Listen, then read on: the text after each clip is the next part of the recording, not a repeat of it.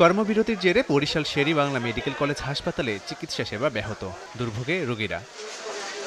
Dhaka medical college হাসপাতালের ভেতরে হামলার ঘটনায় দেশের বেশ কয়েকটি হাসপাতালে কর্মবিরতি পালন করছেন ইন্টার্ন চিকিৎসকরা। সোমবার সকালে নিরাপত্তাহীনতার কথা জানিয়ে বরিশালের শের-ই-বাংলা মেডিকেল কলেজ হাসপাতালে জরুরি বিভাগ সহ সব সেবা বন্ধ করে দেওয়া হয়। পরে প্রশাসনের আশ্বাসে জরুরি বিভাগে চিকিৎসা চালু হলেও বন্ধ রয়েছে আউটডোর। আমাদের নাকি ধর্মঘট আছে, শাটডাউন আছে, এই বলে সবাইকে পাঠাই দিচ্ছে। আমাদের দাবি তো আমাদের চিকিৎসা করুক, এটাই তো আমরা চাই। অনেক দূর থেকে আমরা আসছি, এখন ডাক্তার দেখবে না, ধর্মঘট এসব বলতেছে। ঢাকায় যাওয়া হয়েছে, এখন এই ইমার্জেন্সি বাচ্চাদের কি হবে? আমাদের প্রত্যেকের জন্যই একটা লজ্জাজনক অবস্থা যে আমাদের এখানে কর্মস্থলে কোনো সেফটি, সিকিউরিটি, নিরাপত্তা এগুলো আমরা কিছুই পাচ্ছি না। আসলে আমরাও ভয়ে থাকি কখন কোথায় হয়। রাত ৮টা পর্যন্ত নিরাপত্তা পরিস্থিতি পর্যবেক্ষণের আলটিমেটাম দেন আন্দোলনরতরা। যদি আইন শৃঙ্খলা সন্তোষজনক না হয় ফের কর্মবিরতির হুঁশিয়ারি দেন তারা। যখনই ডাক্তারদের প্রয়োজন হয় তখন আপনারা আমাদের মাথায় তুলে ফেলান, আপনাদের প্রয়োজন শেষ তখন আপনারা আমাদের পায়ের নিচে পিষা ফেলান। এ ধরনের ঘটনা তো কেন হবে? যে সব জায়গা জরুরি সে সব সেবাগুলোকে আমরা চালিয়ে যাচ্ছি, আর সেক্ষেত্রে ওনাদের সহায়তা হইলো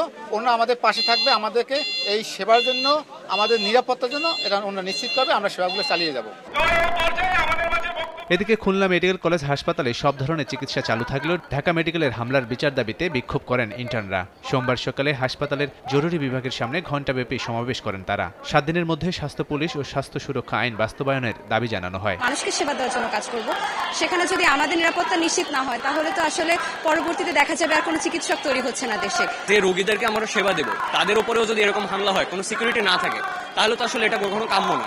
আজকে রাত 8টার মধ্যে আসামিদের গ্রেফতার করার জন্য আলটিমেটাম দেওয়া হয়েছে এবং স্বাস্থ্য পুলিশ এবং স্বাস্থ্য সুরক্ষা আইন প্রণয়নের জন্য 7 দিন সময় দেওয়া হয়েছে। তবে দেশের অন্যান্য মেডিকেল কলেজ হাসপাতালে সেবা কার্যক্রম চলছে বলে জানা গেছে। লাবিব হাসান, সময় সংবাদ।